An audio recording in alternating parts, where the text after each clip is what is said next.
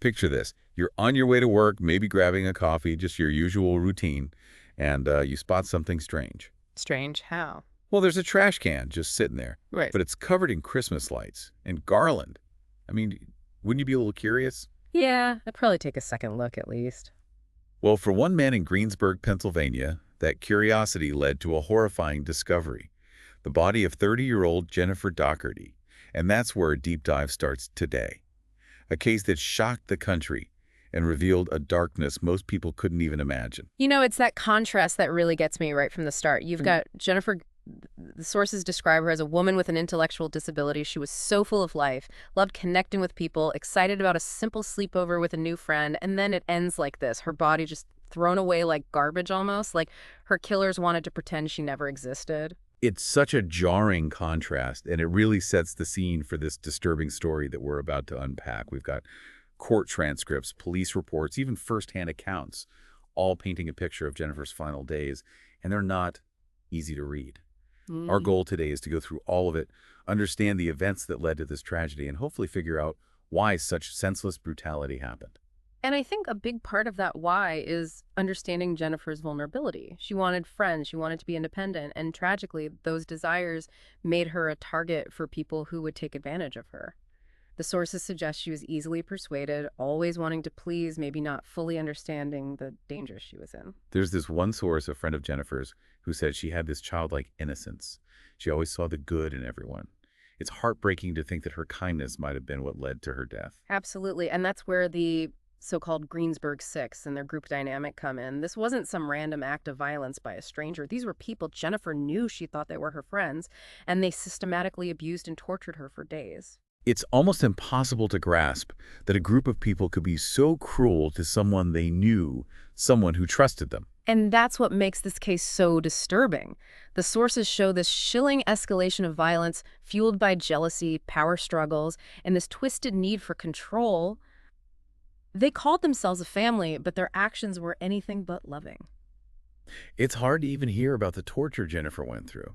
She was beaten, choked, forced to eat and drink things that would hurt her. They even cut off her hair, painted her face with nail polish, and tied her up with Christmas lights, the same lights that eventually led to someone finding her body. It's like they were trying to dehumanize her, take away her identity, ultimately make it like she never even existed. And what makes it even more horrifying is that this abuse wasn't random. They held family meetings to decide what to do with her, and each meeting marked a point where the violence got worse. You mentioned jealousy as a possible motive. Can you tell me more about that? Was there a specific event that set off this chain of horrific events? Well, the sources point to Jennifer having a crush on Ricky Smears. One of the people who hurt her, he was dating Angela Marinucci, another member of the group. So a love triangle gone terribly wrong. That's what it looks like. Angela, driven by jealousy and wanting to be in control, is believed to have started most of the early abuse, and the others influenced by her, and the group dynamic went along with it. What's unbelievable how a seemingly normal situation, a teenage crush, could turn into something so depraved. It really shows the power of groupthink, how individuals can be swayed by peer pressure and lose sight of what's right and wrong, and in this case, the consequences were absolutely devastating. We'll dig deeper into the psychology behind this group in part 2 of our deep dive, but before we get there, we need to talk about another chilling aspect of this case, the mischance to rescue Jennifer. You were saying there was a mischance to rescue Jennifer. That just makes this whole thing even harder to think about. How could someone be so close to being saved, but still stuck in that nightmare? What happened? Well, believe it or not, during the time Jennifer was being held captive, a police officer actually went to the apartment. A police officer? Seriously, how is that even possible? He was there with someone who used to live there who was coming back to pick up some of their things. Can you imagine a police officer, someone who represents safety and protection, standing right there while Jennifer was trapped inside? That's just awful. Was Jennifer able to get his attention? Did she try to signal for help? What did the sources say? Unfortunately, no. The group managed to hide her and threatened her to keep her quiet. One neighbor mentioned hearing what sounded like muffled cries coming from the apartment around that time, but didn't think much of it. It's a scary example of how easy it is to miss warning signs, even for someone who could have helped. It makes you think, what if that neighbor had gone to check? What if the officer had noticed something wasn't right? Could Jennifer's life have been saved? It's a question that haunts you, and it really highlights how important it is to be aware and to do something. If something feels off, if you think someone might be in danger, Trust your gut, speak up. It can make all the difference. This missed opportunity just adds another layer of tragedy to this already horrific story. But in the end, Jennifer's cries for help did lead to her killers being caught. You're right, even though the police visit didn't save Jennifer, other witnesses played a key role in bringing justice for her. A neighbor reported seeing two people dragging a trash can toward the middle school that morning, and that's what led investigators to Jennifer's body. And there was another witness too, right? Someone else came forward. Yes, someone at a bus stop said that Ricky Smears admitted to the murder. That confession, along with a bunch of other evidence, resulted in all 6 people involved getting arrested. So even in all this darkness, there were some glimmers of hope, people who chose to act, who refused to let Jennifer's death be forgotten. Absolutely, and it was their actions, their voices that spoke up that made it possible for justice to be served.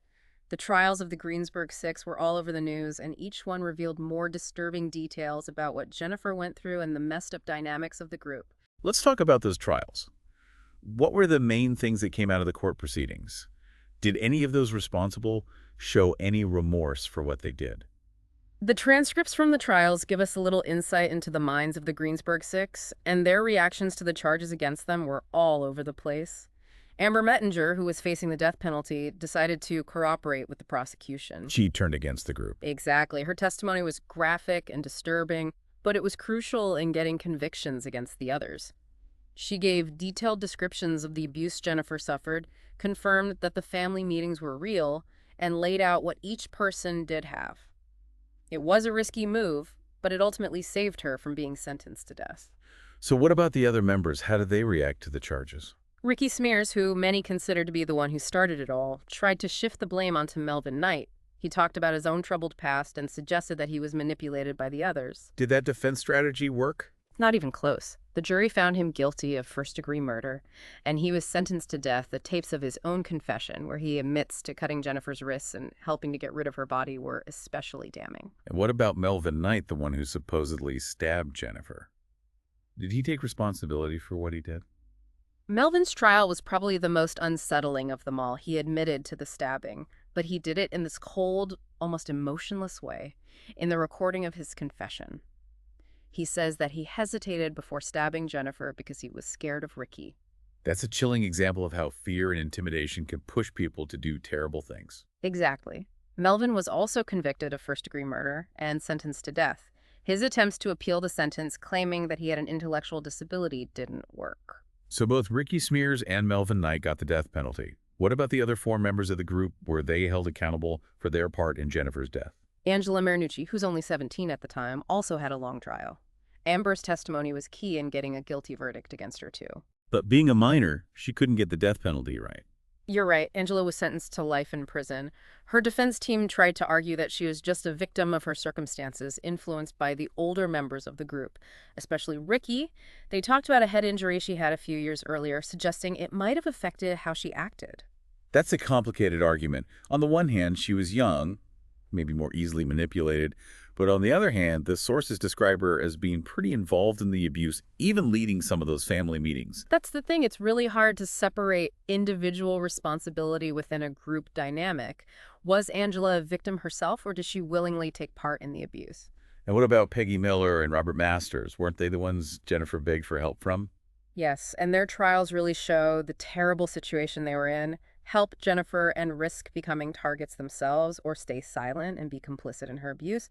Both of them ended up choosing the latter. They pleaded guilty to third-degree murder and got lighter sentences than the others. So they avoided the death penalty, but they still had to spend a lot of time in prison. Did they show any remorse for what they did? According to the sources, they were both crying during their sentencing hearings, asking for mercy. But Jennifer's family felt like they were only sorry for themselves, not truly regretful for what they had done. They were especially harsh toward Peggy, saying she valued a hairbrush over Jennifer's life because that's what she was picking up when the police officer was there. I can understand why Jennifer's family felt so betrayed. These were people she considered friends, people she trusted, and their choice to do nothing contributed to her horrific death. This case is a stark reminder of how personal choices and group dynamics can intertwine and the devastating consequences that can happen when silence and inaction win out over compassion and courage. The trials of the Greensburg Six brought some sense of justice, but they also left behind a lot of unanswered questions about the nature of evil, the fragility of human connection, and the responsibility we all have in protecting those who are vulnerable. Speaking of responsibility, I want to go back to something you mentioned earlier, Jennifer's Law. Can you explain what that law is and how it came about? It feels like we should talk a bit more about Jennifer's Law. What exactly does it do? Yeah, you're right. Jennifer's Law came about directly because of this case, a tragic but powerful legacy, basically. It makes it mandatory for witnesses of violent crimes to report them. So, like, if you see a violent crime happening or you think one's happening, you're legally obligated to say something. Exactly. The idea is to prevent situations like what happened to Jennifer, where people might have seen something or suspected something wasn't right, but they didn't come forward.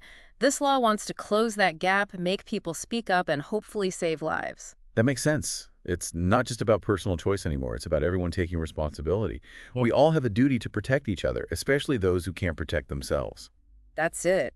Jennifer's Law recognizes that staying silent can be deadly, that doing nothing can have horrible consequences. It gives bystanders the power to actually step in and stop violence. It's a law born out of a terrible tragedy, but it offers a glimmer of hope, a chance to make the world safer for those who might be silenced or ignored. Jennifer's story, as hard as it is to hear, really shows us how important awareness, empathy, and action are. It challenges us to face some uncomfortable truths about our society, to see the subtle ways that vulnerable people can be taken advantage of, and to actively work towards a world where these kinds of horrific events happen less often. That brings us to our final and maybe toughest question from this deep dive.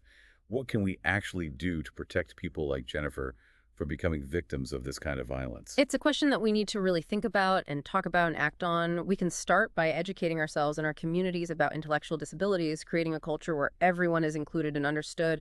We can support organizations that fight for the rights of vulnerable people, and we can work to create a society that values compassion and respect above everything else. As we wrap up this deep dive into the Greensburg Six case, it's clear that there are no easy answers, no quick fixes to the complicated issues that it brings up. But Jennifer's story is a powerful reminder that we all have a part to play in making a safer and more just world. If this deep dive has left you feeling uneasy or wanting to learn more or even a bit angry, use those feelings to do something positive.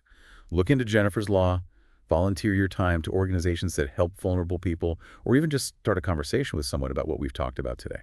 Let Jennifer's story be something that pushes us to change, that reminds us that even when things are dark, hope and action can win. Thank you for joining us for this deep dive. We encourage you to keep thinking about these issues, keep the conversation going, and work towards a future where tragedies like what happened to Jennifer are just a memory, not something that keeps happening.